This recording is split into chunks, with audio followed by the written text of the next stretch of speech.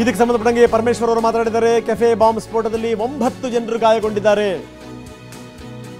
ಅವರಿಗೆ ಸೂಕ್ತ ಚಿಕಿತ್ಸೆಯನ್ನು ನಾವು ಕೊಡಿಸ್ತಾ ಇದ್ದೀವಿ. ಗೃಹ ಸಚಿವರು ಹೇಳಿರುವಂತಹ ಮಾತು,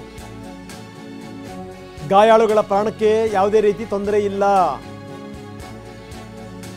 ಅಪಾಯದಿಂದ ಅವರು ಪಾರಾಗಿದ್ದಾರೆ. ಇನ್ನು ಬಾಂಬ್ ಸ್ಫೋಟ ಪ್ರಕರಣವನ್ನು ನಾವು ತನಿಖೆ ಮಾಡ್ತಾ ಇದ್ದೀವಿ ಅಂತ ಹೇಳ್ತಾರೆ ಪರಮೇಶ್ವರ್.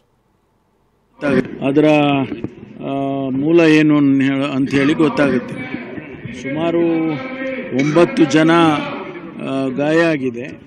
ಅವ್ರನ್ನೆಲ್ಲನೂ ಆಸ್ಪತ್ರೆಗೆ ಶಿಫ್ಟ್ ಮಾಡಿದ್ದಾರೆ. ಯಾರು ಸೀರಿಯಸ್ ಆಗಿಲ್ಲ ಅಂತೇಳಿ ನನಗೆ ಮಾಹಿತಿ ಬಂದಿದೆ. ನಾನು ಕೂಡ ಭವಿಷ್ಯ ಇವತ್ತು ಸಂಜೆ ಅಥವಾ ನಾಳೆ ಬೆಳಿಗ್ಗೆ ಅಲ್ಲಿಗೆ ಸ್ಥಳಕ್ಕೆ ಭೇಟಿ ಕೊಡ್ತೇನೆ. ಐಡಿ ಅಂತ ಹೇಳ್ತಾ ಇದ್ದಾರೆ. ಅದೇ ಅದನ್ನು ಸ್ಯಾಂಪಲ್ಸ್ ಕಲೆಕ್ಟ್ ಮಾಡ್ಕೊಳ್ತಾ ಇದ್ದಾರೆ.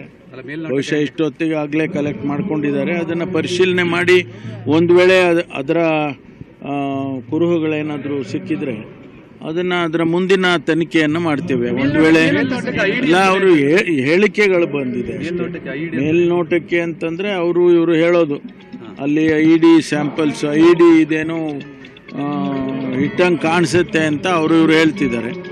ಅದು ಬ್ಯಾಗ್ ಇತ್ತು, ಬ್ಯಾಗ್ನಲ್ಲಿ ಇಟ್ಟಿದ್ರು, ಆ ಥರ ಎಲ್ಲ ಬರ್ತಾ ಇದೆ. ಬಟ್ ನಿರ್ದಿಷ್ಟವಾದಂಥ ಮಾಹಿತಿ ನಮ್ಮ ಇಲಾಖೆಯಿಂದ ಬರಬೇಕು. ಅದು ಗೊತ್ತಿಲ್ಲ ನಮಗಿನ್ನೂ ಏನು ಕೂಡ. ನಾನು ಸ್ಪೆಕ್ಯುಲೇಟ್ ಮಾಡೋದಕ್ಕೆ ಹೋಗೋದಿಲ್ಲ. ಇಂಥ ವಿಚಾರಗಳಲ್ಲೆಲ್ಲ ಸ್ಪೆಕ್ಯುಲೇಟ್ ಮಾಡೋದು ಚೆನ್ನಾಗಿ ಕಾಣಿಸೋದಿಲ್ಲ. ಆದ್ದರಿಂದ ನಮ್ಮ ಇಲಾಖೆಯ ರಿಪೋರ್ಟ್ ಬರೋವರೆಗೂ ನಾನೇನು ಪ್ರತಿಕ್ರಿಯೆಯನ್ನು ಮಾಡೋಕ್ಕೆ